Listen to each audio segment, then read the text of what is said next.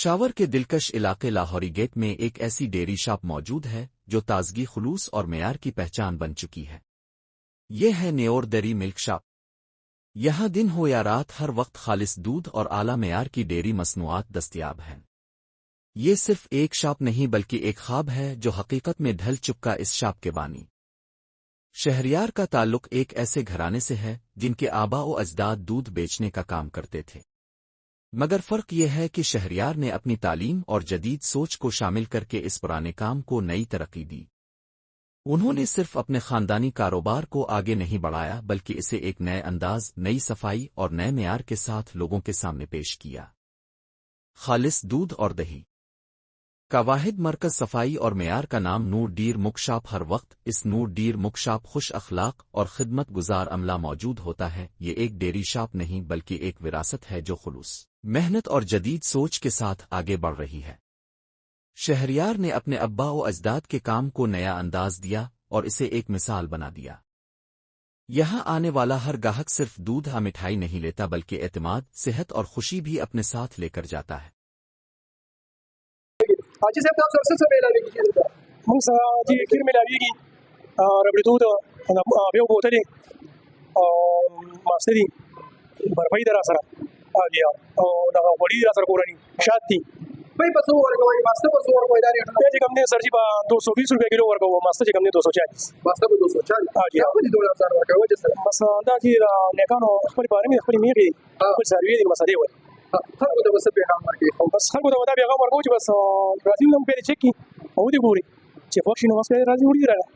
موږ وګورو نوجوانان سنوي سړيونه د زی او کاروبارونه شروع کوي تاسو د ملک کاروبار په کم سوچ شروع کوي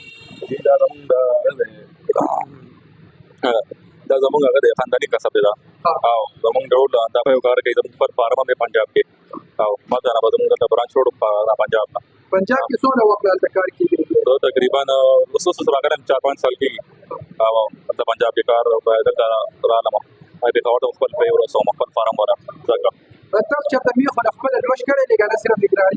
نه دی هغه هم سره بشینان دی هغه دی شي هم بشینان باندې جی بشینان باندې شته هغه په بیا دلته جی بالکل دې کوم چینج نه کړ ماتي کې چې دا باندې نه بس ټمپریچر چې زیرو وي بس بیا به خبر راځي دې باندې تاسو چې دې راځي جی هغه چې دې په دلته راشي جی بالکل هغه په بیا خلکو دا بالکل جی او خلک دا وایي چې پنجاب نه کمپیر راځي هغه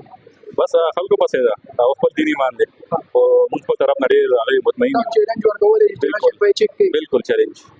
بالکل 100% بالکل شری به وایي چې دا زمونږ الته کم لوش کیږي هغه په د میخو نه په اخلي هغه په ماشینانو کې دي بیا موږ چې چیلر ساتلې بالکل هغه په هغه کې راوړو بیا د ماشینان چې تاسو ته وخو دا په دې ماشینانو کې هغه شپ شي او هغه ټمپریچر برقرار وکیل سے موجود دی وکیل سے یو طرف ته وکیل صاحب او بل طرف ته د ډیری ملک مالک د دې دوستانه عجیب غونډه کې نه ده زموږ اکچولی رشتہداري ده نو ځکه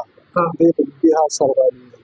نو تاسو دې سفر سره مشوره نه وکړه او وکالت سیټل اچیا اصل کې دا د فیملی بزنس نو فرام د سٹارټ کوم دی را روان